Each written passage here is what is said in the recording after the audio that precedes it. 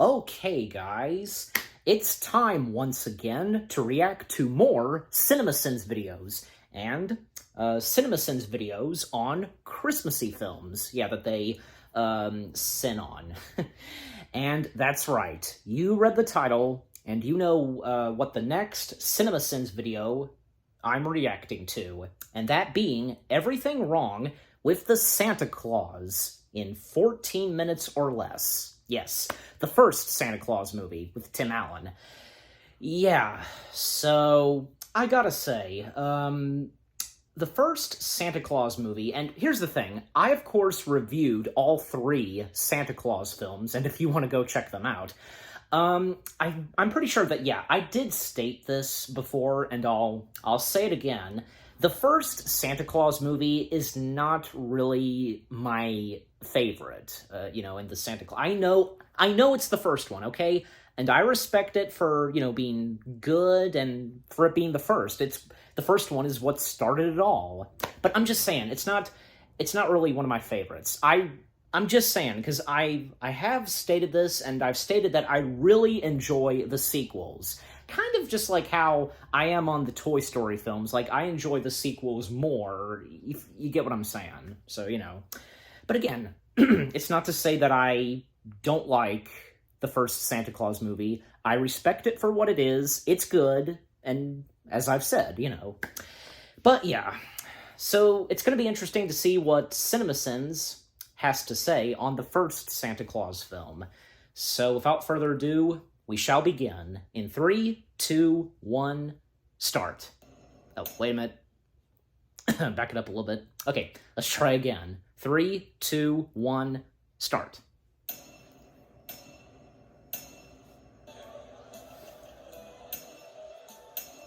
Spoilers, duh. Remember when Disney didn't try to blow themselves during each opening movie logo? If the Santa Claus had come out these days, they'd have put the Magic Kingdom castle in the middle of the North Pole, with, like, hot rods and calendars with women in bikinis scattered around it to appeal to Tim Allen's demographic. What the hell kind of I don't think so. Everyone's on different floors. Although in the third film, it was in a snow globe. The offices and the railings, like this was held at a f***ing Embassy Suites. Scott Calvin and Susan Perry. You can tell how Peter useless Boyle. all this setup is by the fact that they do it during the opening credits. Do you really need to know who was responsible for the 4Q Midwest revenue growth this year? Viewer, you do not. But our families aren't here with us right now. That's probably why Johnson's secretary's sitting in his lap. Casual office adultery. Weren't the 90s great? Also, I know corporate dudes use people's last names a lot, but did Scott really call this dude Johnson? In a firm this large, I refuse to believe there's only one motherfucker with that super common surname. Also, these 2 minutes of Also. still managed to be funnier than the entirety of Office Christmas Party. A full minute of Christmas caroling to finish off the opening credits, after we've already gone through the opening that shows what an asshole Scott is. Also, just in case the title of the film didn't give away the holiday theme, movie hits the audience over the head with Christmas so hard in the first 3 minutes that we all need eggnog ice packs. Judge Reinhold isn't masturbating to an imaginary Phoebe Cates in this scene. Also, just 3 years prior, I know that Reinhold probably reference. was in the lead in this film, but now he's playing second fiddle to the f***ing guy from Home Improvement. I like to believe that is the inspirational juice he's putting behind this sarcastic wave. You going to your mom's for dinner? Actually, we're gonna be with Neil's family. Christmas at the Pound. Oh. I remember how charming Tim Allen was back in the day. Really, besides Buzz Lightyear, this was every f***ing character he did. This came out a year before he was Buzz Lightyear. Lightyear. Turns out to have a heart. And who gave you permission to tell Charlie there's no Santa Claus? Considering how loud Scott is talking right now, he's pretty much taking care of that himself. If we're going to destroy our son's illusions, I should be a part of it. Yeah, but you're never around. Oh, please. I really want to say that Liar Liar ripped this movie off 3 years later, but since it's so much better than this, I choose to believe that Liar Liar was in development for many years, and this movie ripped it. And an ad. Okay. Yeah, like I said, the first Santa Claus film, it came out a year before Toy Story. So, yeah. So, and before he was Buzz Lightyear, he was Santa Claus, so... And, it would have been cool, especially in the Santa Claus sequels, if they had Buzz Lightyears at the North Pole, Santa's workshop. Don't you think? Like, that would have been a nice reference and joke. Just saying. Alright, back to it. I realize 1994 Disney isn't 2018 Disney, but Denny's was the best product placement tie-in they could get for a big holiday film. Hope they didn't cater the set as well. Moons Over Miami is literally the gift that keeps on giving. Chocolate milk, please. We're out. Plain milk's fine. Jesus Christ, even though I know all this turns out okay, I feel bad for this kid's super shitty night, so I'm gonna send the movie anyway. At least you know they got hot apple pie. We did. Then maybe not be a dick and take the fucking sign down, Denny's. Hey, yo! Santa's been at this a long time and has to have encountered a parent discovering him before, especially if he's making this much noise. This fall is total amateur hour. Also, that roof's like 18, 20 feet off the ground. Also, did you notice that piece of snow right there? Like, including how to kill someone with a pencil. It's defying. I never noticed that until now. If Santa had broken his legs and couldn't complete the voyage, that would make a lot more sense. Why did the narrator not point that out? Did they not notice it too? From this point on, I'd be much more interested. Man, Charlie's displaying some disturbing bloodlust in his early years. Something should happen. You killed him, did not. The reindeer will know what to do. Seems like a pretty fucking important piece of info to just have half-ass stuffed in a coat. Also, this is Santa's contingency plan. Just hand over the job to any Tim, Dick, or Harry. And he who happens waves. to be around during his death. This is less practical than giving singular authority over the American nuke codes to one highly unstable person. I understand not everyone in this condo complex would wake up. And how it would be established more in the Santa Clauses. We would see that Santa Claus. He disappeared. I look forward to the end of the movie, when, after defeating the Empire, Scott will be visited by Santa's Force Ghost, who will be beaming with pride. Charlie, come on down from there. Nope. Actually, yeah, that roof is super steep, covered with Again, snow the Santa and Clauses it's establishes Friday. this. Whoa, this guy was huge. Santa shaming. So it's the night before Christmas. The man standing last was convinced to play Santa by a rogue reindeer's guess. Let's go. Since the card said Scott had to put the suit on and the reindeer would know what to do, why are they doing anything if he doesn't have the suit on? I might believe in Santa, but his instructions aren't worth it. Also, how many kids have been skipped due to this whole situation? I mean, I know Santa's magic and all, but he's also got a very tight window to squeeze the gift delivery into. So I'm just gonna assume the entire country of Botswana... And Tim is Allen's not the bitch. face. What the fuck is up with these effects? You might say it's only 1994, but then I would say we're only 3 years removed from T2 and 1 year removed from Jurassic Park, so fuck off. How come everything I want to do is stupid? Passive aggression. Nubs off out here. Which seems like yet another great reason to put the fucking suit on. This movie is taking way too long to Santa Claus. The movie is presenting us with a world where Santa exists, but the parents believe that he doesn't. So where the fuck do they think these toys come from for their kids every Christmas? There's no chimney here. Look, I can maybe buy that the entire complex where Scott lives was on Quaaludes or some shit, but they're making a tremendous amount of noise here, and the guy next door is already awake and armed. Where's his ass? What kind of terrible parent lets their kid sleep on the couch in the same room as the tree on Christmas Eve? Hey, whatever happened to the rainforest? That was a big deal in the 90s, but you know, The what do you hear about them rainforest? today? Are they good now? Did Fern Gully and Medicine Man really turn the tide in that battle? I guess movies saying that Scott and Charlie successfully delivered gifts to the Chicagoland area. Is that it? What about Guam, South Africa, Taiwan, Djibouti? Are they all screwed? We're done, Comet. Man, Tim Allen just disappears into this role, doesn't he? Honestly thought Scott was being played by Alan Rickman the first time I saw this. While I appreciate good subterfuge as much as the next guy, I don't understand why you need it all the fucking way out in the North Pole. Who else would be around to discover all this shit? I guess the elves are excited that Christmas is done, but did no one give a shit about the last Santa? He's fucking dead, man. Doesn't anyone Well. want to say a few words or something? Does this happen all the time? I thought I told you to stay. And Bernard. Who's this? This brings up an interesting question. If the new Santa is required to take over for the old Santa, what if the new Santa has, like, a really important job that saves a lot of lives? He's gotta leave that shit? Also, what if he's taken over by a woman or a kid? The sequel's all about the Mrs. Claus, so what would happen then? My point is that everyone involved with this movie was way too busy handling that mountain of cocaine than putting any actual thought into the script. Larry, take Charlie here and get him some chow. Strangers with candy. Then you're the new Santa. In putting on the hat and jacket, you accepted the contract. This is a fucked up way to run a popular holiday, man. Also, Scott doesn't immediately tell him that he didn't wear the hat, just the jacket, so the contract is null and void. Tim the Tool, man. Dad, you gotta see this place. Better come take a look at this cliche. You leave tomorrow morning. You have 11 months to get your affairs in order, and you're due back here Thanksgiving. Thanksgiving? I mean, that's awfully kind of them to give him some time to say goodbye, but isn't Thanksgiving cutting it a little close to be cramming for full Santa-age next year? Well. Also, why does the David Krumholtz elf character have dreadlocks? I mean, I guess it worked for endurance, but 1994 was weird, dude.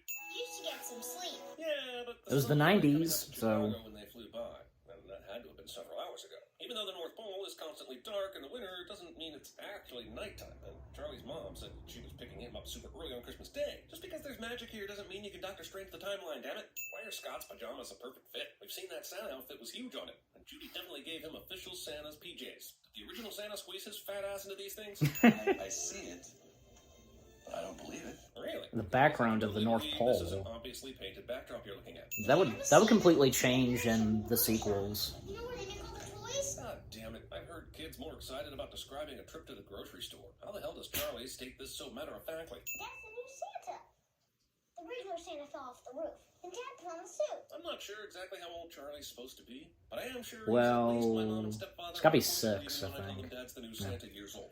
How does Dad go first? If that's how you feel, Charlie. What kind of monster kid invites 3 of his parents for And career Eric day? Lloyd, because he Only was 2 of them in, present. like in his He's trying to mock teens when the he other kids from Singapore returned for the first sequel. Also, isn't the whole thing about Scott that he's distant and never there, but he's here in midday at school for career day? Bobby, we don't say stupid, and we don't say elves. They're little people. I almost want to take a sin away for the masterful casting of Mary Gross, but then I'd have to be that guy that took a fucking sin away from the Santa Claus, so... I am a doctor. Okay.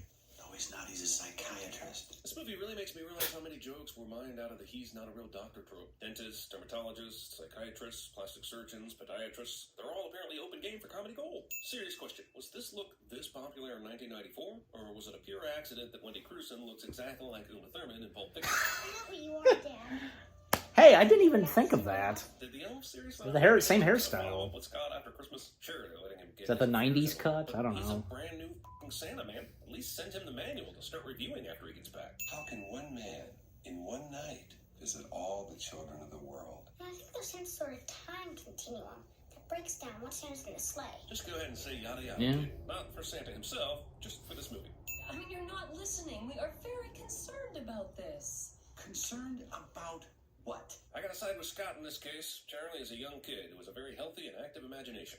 There had to be many more interesting directions they could have taken this story, instead of just sticking with the concerned, non-believing parents storyline that even sitcoms... at There's this one time thing have about avoided. Charlie's mom and stepdad. Actually, I'll talk about them a later lot less talking. when After they it get comes to back my from the North thoughts. Pole, they go through this is it real thing for fucking ever. And I'm afraid we've already exceeded our unnecessary fart quota for the movie, folks. Let's add, say 15 sins as a fair penalty. Calvin. Oh, brother. Remember that super important job that dominated Scott's life, but we haven't seen him in it for the last half of the movie? Seriously, how long has it been since these assholes have seen it? All we gotta do is develop a basic, simple, inexpensive toy. Calvin, can I see you outside a minute? He's making boss pissed. He's taking his price. We're gonna find out who's the fraudulent type. Does Scott He sucks with this crowd? I don't know what's happening to you. You're starting to look like the Pillsbury Doughboy. That's pastry system. I shave in the morning and the afternoon. I look like this. Could be a That's hormonal pastry imbalance. system. Could be that this guy needs to give his medical degree back.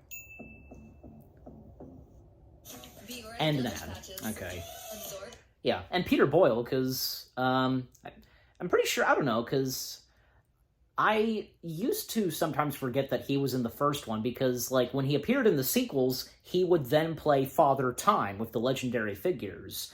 But, you know, he was in the first, and he was, I believe, Scott's boss, and, you know, it's great that he came back for the sequels, and this time, you know, playing one of the legendary figures, Father Time. I mean, I assume as though that the people / crew who worked with Peter Boyle on the first Santa Claus film, they enjoyed him so much, and they just wanted him back for the next one. So, and not to mention that the Santa Claus 3 being one of Peter Boyle's final films that he did, you know. So let's go back a notch. Hold on a second. All right. Pillsbury Doughboy. That's pastry system. I shave in the morning and the afternoon. I look like this. Could be a hormonal imbalance. Could be that this guy needs to give his medical degree back. Okay. Why would Santa's heart play Jingle Bells? Based on what happened at the beginning of the film, it's clear that Santa can die from falling off a roof. So wouldn't all his internal organs act like a normal person's would? And the Parents of the Year award goes to the folks in this park who allow their kids to go up to a Also, stranger and sit on one his of them lap with is an no elf. supervision. This scene can be best described as... I didn't notice that, and nobody did. Like, there were some elves popping around in this movie. Put a key next to the kids who are nice and a C next to the naughty ones. Because this looks like he just checks off a box. Seems like Scott could just let Neil and Laura witness the transformation firsthand. And that was a fantastic effect, you know, because in the You mirror. don't even need to cast a custody judge. I got dozens of presents, so I got everything except Mr. Date. I'm sorry, miss, but you must have accidentally wandered off the set of the movie that actually required you to act. I'm gonna have to ask you to leave. All of your visitation rights are suspended pending. She was in some pretty good films. Like, I can think of the one with Harrison Ford. Child custody drama. I That's forgot why the I name was of the popping my title. copy of Kramer vs. Kramer at the beginning of December. Single white Santa. Charlie. Single White He's Santa. not Santa. Fucking Neil. Right? Even though Dad essentially kidnaps Neil kids, can be a here's dick the sometimes in mother, this. everything will work out okay In the first at end, and film. all will be forgiven cliche. Fireplaces will no longer be a problem. Were they a problem before? They're presenting this like they've had a technological breakthrough, but the preferred method of Santa's entry Fire, has always been you the know. fireplace, right? So why is this needed at all? Yeah, why is it This movie needed? was a lot better than it actually is. I know I did. All right, let's go. You ready to go, sport? Hang on, Bernard explicitly told Scott that he had to report by Thanksgiving. The movie zipped right through the last bit, since they've been at the North Pole like it's been a couple days max. So it's either that Charlie had been missing from his mother for a fucking month, or they fucked up this timeline, and either way, it's sinful as shit. Why is everyone wearing Well- protective goggles? It's not as if flames are going to come out of the back of Santa's sled. The usual Santa specs. Chinese checkers. Considering no one is supposed to see Santa, a lot of fucking people see Santa in this movie. Well, she Mother this year. Jesus did, Christ, like... stop letting this kid sleep in the living room right by the tree. Look, there's Mom Neil's street. I know, it's like you're once again staying in the city limits of Chicago for this entire night. It'll be okay, kids. Let her go. Isn't it supposed to be super late at night? Santa's already made several deliveries. So what's up with these fully clothed children that are up and out on the f***ing street? So no one's gonna check on the roof just for shits and giggles since Scott told them that's where Charlie is? Okay, let's not. Carry on. Yeah. Dude, their whole thing is not being detected, right? Discount Dennis Franz. We're not kids, and we're not visiting. I mean, technically one of you was a kid, but semantics. Mom? But they literally just said the house was still under police surveillance. Jesus, everything about this final act is the bullshittiest bullshit. Did they come the back door or something, or front door? So really, this whole mandatory separation from your father thing is all your fault. Okay, good talk. Merry Christmas. I love you, Santa Claus. I love you, son. So, are Neil and Laura just cool with Scott now? Just a few hours ago, Apparently, he yeah. was arrested. But they're good with all this playing And that's out? good. Why? It's the custody papers. I want you to come and see Charlie as often as you can. So that's how the legal system works. Like, screw the papers, like... Man, they're devoting a lot of police force to this. Oh, and that was a pretty good scene where Bernard shows up. And if Neil is shocked, you know. Well, don't just stand there. Fire at will. Well, it's good that you didn't say anything about that scene with Hey, Bernard. Santa, don't you have places to be? Charlie? Upon recovering their only son, who's been presumably missing for the last several weeks, Laura and Neil's first move was to let him stand outside by himself in the snow for quite some time. And the ending was pretty funny, so... Oh, judgment is nigh, but der Welschnickel ist I. Yes, he is Oh, finally brother. died. And I want you to ram stock down your clan's throats till they fucking choke on it. Till they choke on it. What's that from? Because Daddy said you would just end up saying something snotty. Not necessarily. Jerry, enjoy my wife. Did you see that? Yes, the Nah. taking a beating on this show. I have a friend who works Yeah, at and the Metropolitan puppets, like... Museum of Art. How'd you like a behind-the-scenes tour? Really? You could do that? Easily. That's a movie with him, like... Please, I beg you, don't do this. Your mama. How can one man, in one night, visit all the children of the world? I understand that. I get that, you know, but for me, what it comes down to is like Christmas magic. I know who you are, but I heard you were dead. I could put you in Queens on the night of the hijacking. Really? I live in Queens. Did you put that together yourself, Einstein? What, do you got a team of monkeys working around the clock on this? Okay, that was pretty good. I only got one joke, you know, of the outtakes, and of course that being the Muppets, because it's so obvious, you know? But overall, the CinemaSins video of everything wrong with the first Santa Claus film in 14 minutes or less, not bad, pretty good. What they had to say, yeah, so... Alright, so, with all that being said, jump cut to my thoughts now. Hey guys, so that was my reaction to the CinemaSins video of everything wrong with the Santa Claus in 14 minutes or less. And again, that was pretty good, not bad. And again, like, as I've gone on stating, these CinemaSins videos, they are for laughs and, you know, for our entertainment. But, you know, still, with what they have to point out and what they sin on, yeah. And like I said, like, I'm glad that, you know, the narrator didn't have to say anything on that one scene where Bernard shows up and gives Charlie, you know, detail on what to do with the snow globe anytime that he wants to see his dad. Like, that was a pretty good scene, and just, like, him showing himself off to, you know, Neil and Scott's ex-wife, yeah, so... And yeah, about Charlie's mom and Neil, and which being Charlie's stepdad... I did not like them in the first film, and if I hadn't established, maybe I probably did, but yeah, and I'll say it again. I did not like them in the first film. They were just, kind of jerks, And I mean, even with Scott being, a jerk at first, but then he then changes, and since he becomes the new Santa Claus, and everything's going pretty well between him and Charlie now, it just, what they're, just them being so horrible and just so on. However, like, they became a lot better in the sequels, definitely. And in the third film, the Santa Claus 3, like, this time, like, at times they were doing, like, yoga or just something, you know what I mean? Them and along with their daughter Lucy. And you know what? They weren't that bad in the third film, like, not in a bad way, but like in a funny, annoying way, you know what I'm saying? And just like them so excited to come to the North Pole and just like roaming around the place. Oh my gosh. Yeah, but like I said, they were much better, even for me, like in the sequels. So just saying. Yeah. And again, like what the narrator said, like pointing out things, and because this came out in the 90s, well, that's true, because for this coming out in the 90s and 90s in there and so on, I tell you. And by the way, because as I pointed out, like when the other Santa Claus, like he slipped on the roof, like there was a bit of snow that it wasn't real snow. It was just like, I forget what it's called, but if you saw it too, I just now noticed that when reacting to this. And how did CinemaSins not notice that too? Like, oh my gosh, it was really obvious if you can notice it. Yeah. And again, with the outtakes, because again, I only got one joke, and of course that being Stadler and Waldorf, because it's Muppets, and how can you not tell when it's something Muppets, you know what I mean? Yeah.